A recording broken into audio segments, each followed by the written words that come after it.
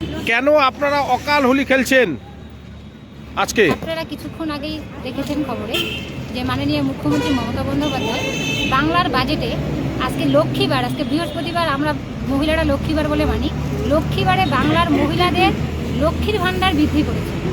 আগে যারা সাধারণ মহিলা ছিলেন তাদের 1000 টাকা করে লক্ষ্মীর ভাণ্ডার ছিল, এখন সেটা বৃদ্ধি হয়ে 1500 টাকা হয়েছে। আর এসসি এসটি ওরা 1200 টাকা করে পেত, সেটা 1700 টাকা হয়েছে।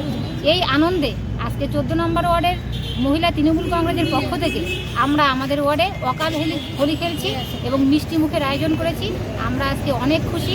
মাননীয় মুখ্যমন্ত্রী মমতা বন্দ্যোপাধ্যায়কে আমরা আমাদের তরফ থেকে অনেক অনেক অভিনন্দন জানাচ্ছি।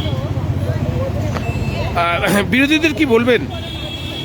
বিরোধীরা বলছে রাজ্যে আসলে, কিন্তু রাজ্য ক্ষমতায় আসলে 3000 করে দিবে।